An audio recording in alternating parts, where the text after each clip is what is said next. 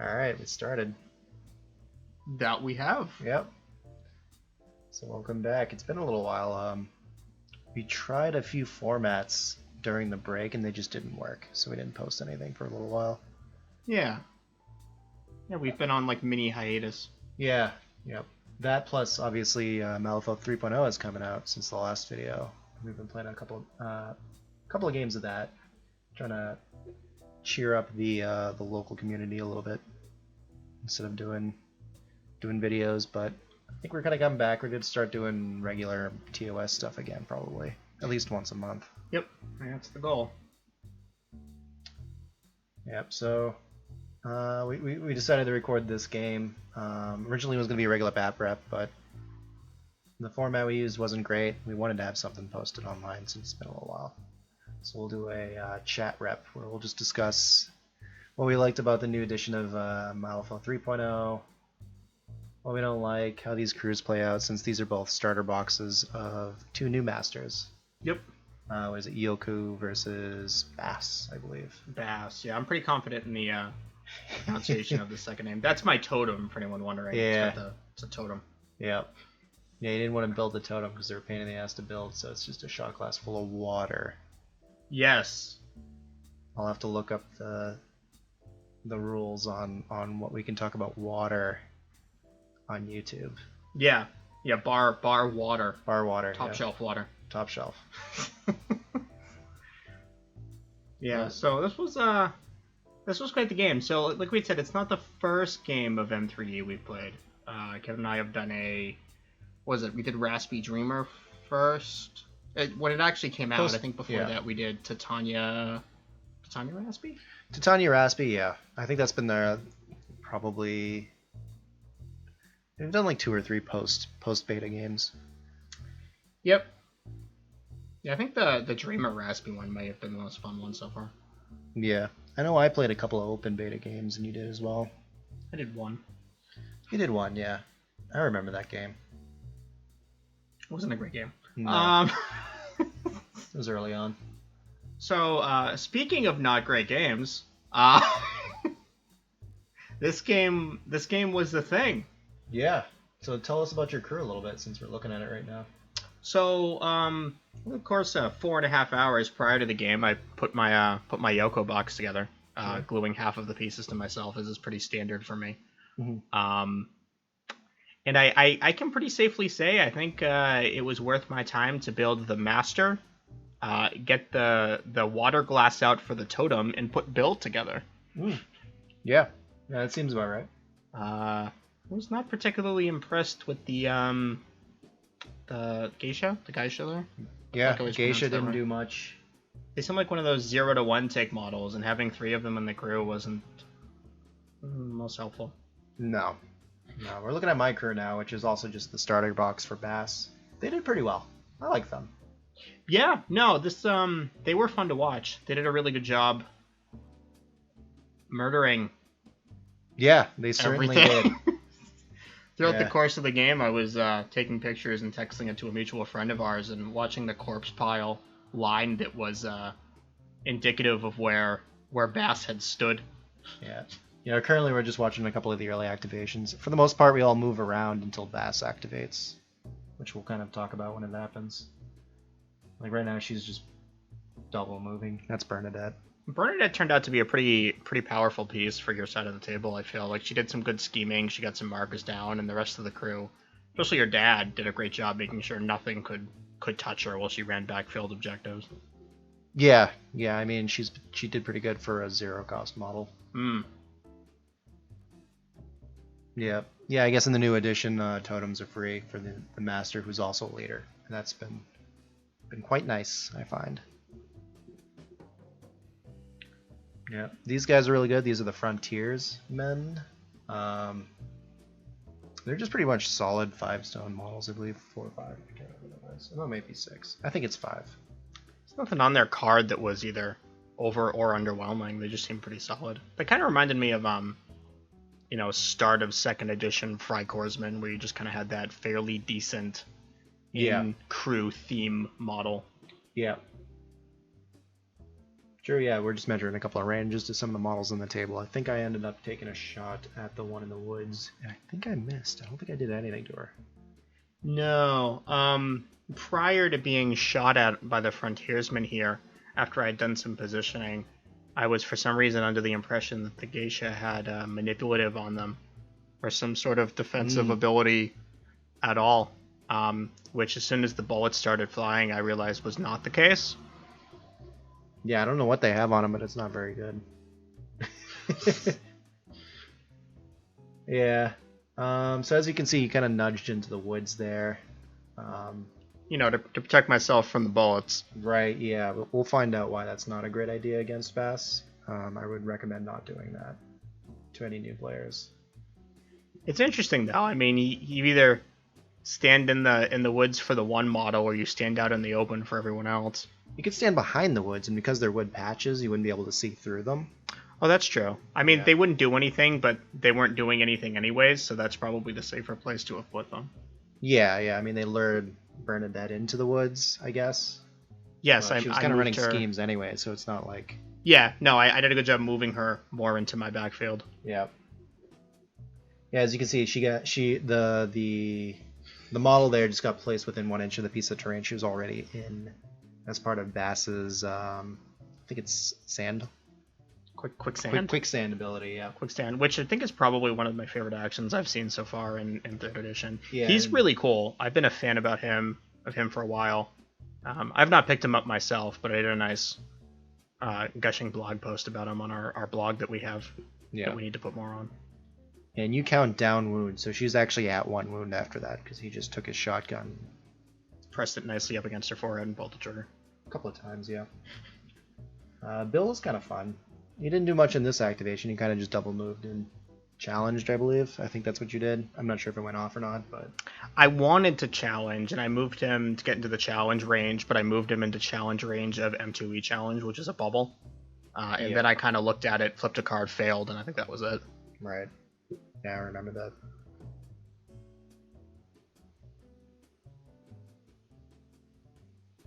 Yeah. So what is your opinion on the new edition as a whole so far? There's been a couple of new additions to it. Like, for instance, pass tokens seem interesting. Yeah. I feel like I didn't get a grasp in 2nd edition until we started doing some tournaments. We were big into it in book 4. That was when you and I were playing Malifaux like 3-4 times a week. Oh yeah, when Sandeep and Titania all came out. I think we played probably over 100 games of just Sandeep versus Titania. Yes, and those were something. It got less fun real quick. But we kept doing it. We did. Yeah, so I feel like for me, activation superiority in 2nd edition, at least for Neverborn, who I was playing that didn't really have a ton of those, 1 to 2 Soul and Chafe models, I feel like activation superiority and when being able to pass would have been nice is something that clicked a little bit later. So I kind of foresee pass tokens as being something valuable and interesting to me. I just kind of need to feel them out some more to mentally grasp where they go, they fit in the grand scheme of things. Yeah, for me during the beta, that they seemed like they might have been just kind of extra weight, basically crap to think about while you're playing the game, but they turned out to be not too intrusive. And we'll see if they kind of address the issues they were supposed to, in that summoning kind of becomes overwhelming in terms of activation control.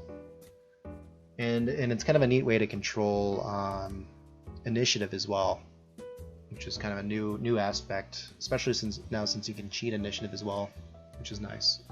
Yeah, and it's another moving piece to work into crews and crew themes and stuff like that. Yoko's crew here works a lot off of these pass tokens, I think, from what I could see. This is the part where I'm kind of getting that frontiersman out of the way before I try and kill him for like 3 turns. I think it was blackmail, right? It's like the pseudo obey, and you just decided to walk with it. Yeah, I think that's because that's the only action she took out of 3 or 4 that succeeded, which was kind of a running occurrence for me. And I think I think we saw your master also walk up and do nothing for 3 AP as well. Yeah, no, she spent a good couple later turns there. Oh, taking a drink of water. Yep.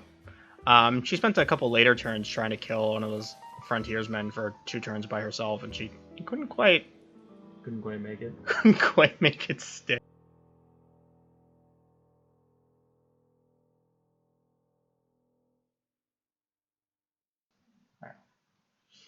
Yeah, I've been a fan of Malifaux since 1.0, 1.5 second, and it's kind of a game that continues to evolve and grow and change and get better. I think this is a great addition change here. You know, you have a lot of mechanics that have been introduced that are good. You fix a lot of things that in the past were kind of sort of problematic, whether they look like full fixes or, you know, at least swinging at the ball, so to speak. The way that hiring is done is probably one of my favorite things in the game I've seen. I love keyword before faction, and faction just kind of being your mercs.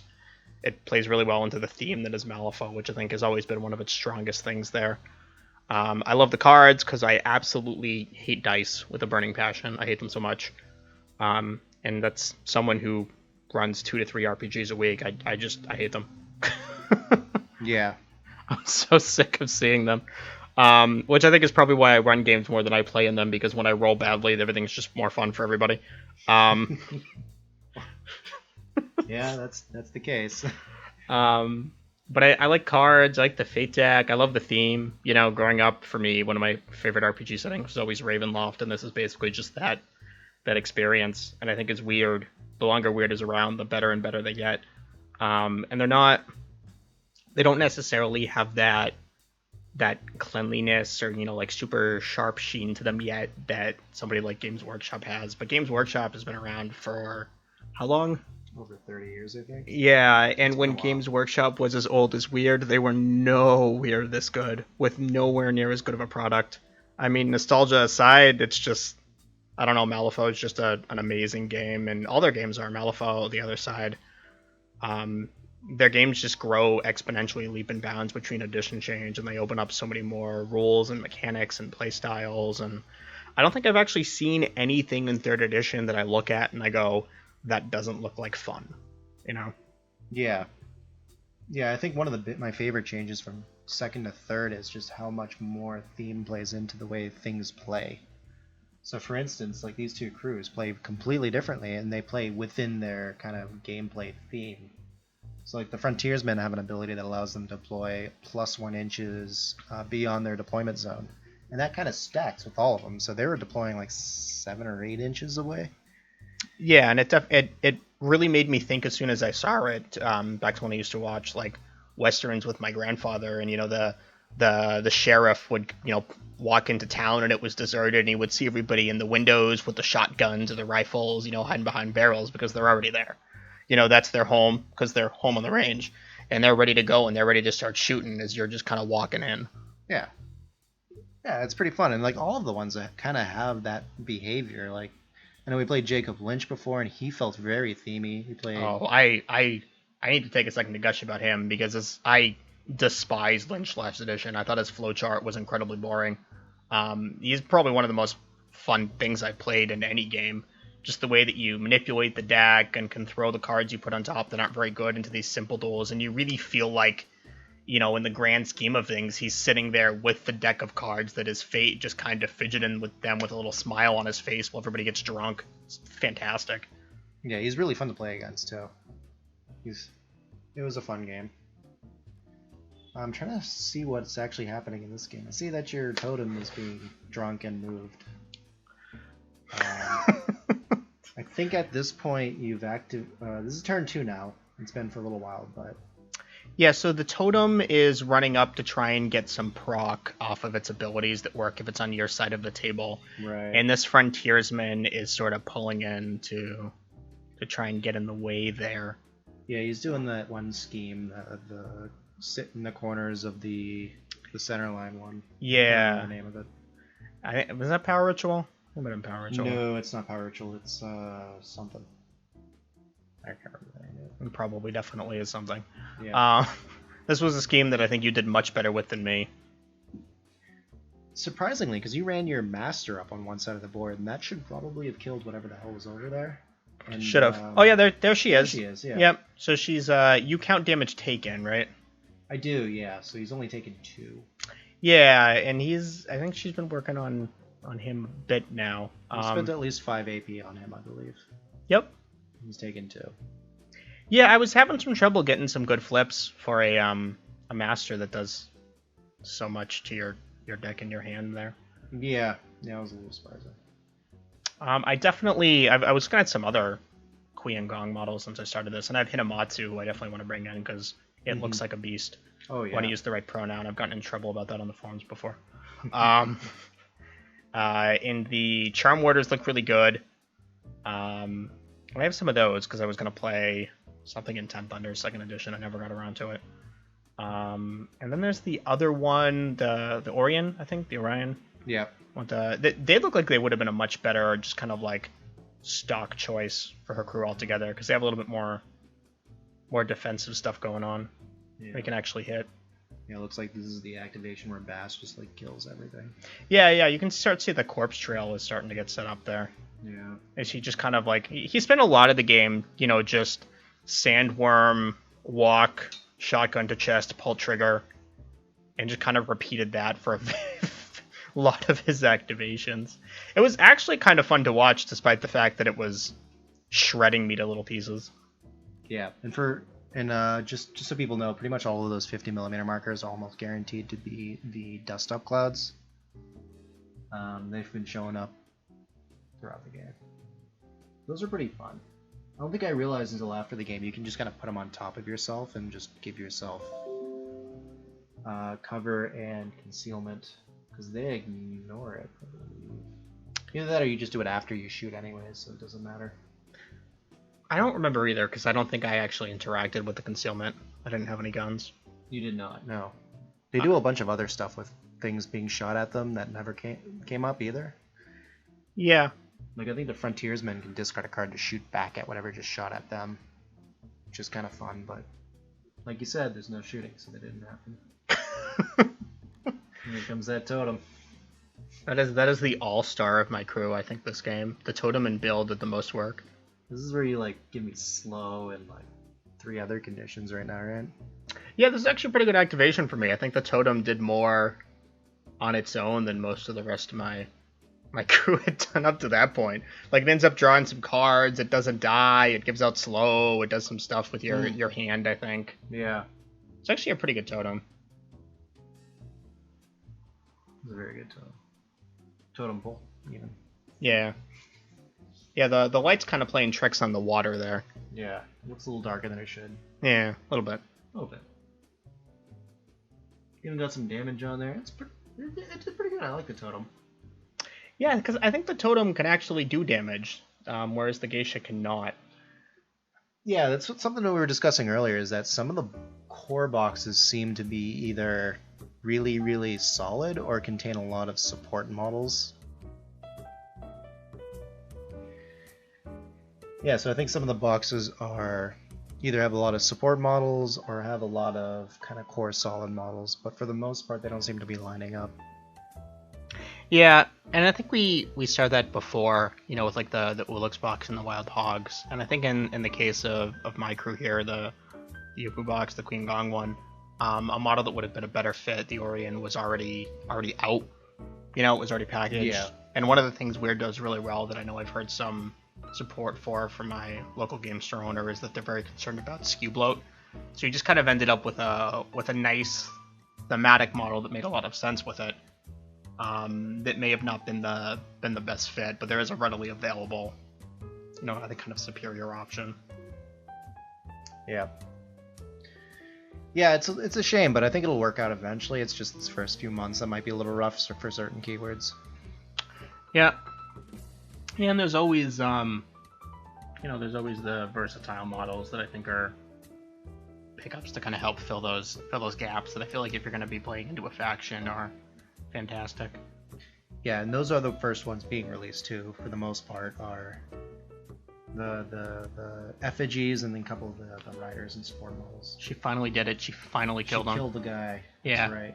I was allowed to sort of push him over there in triumph because it was a big deal. I finally did it. Oh, he's kind of making a corp path as well now. Yeah.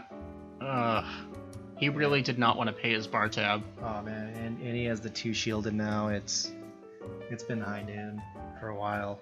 Yeah, I think at this point you had said it's high noon a couple times, but this is the first time it's actually been high noon. Oh, it's so fun to scream though. That's really important in a miniatures game. That's one of my favorite parts about TOS is how many fun things there are to just kind of like yell. Oh yeah, all the triggers and stuff are all great. They're fun.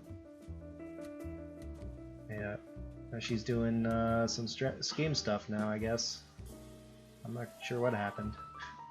I think the totem either bites the dust around here or shortly after on the following turn. Yeah.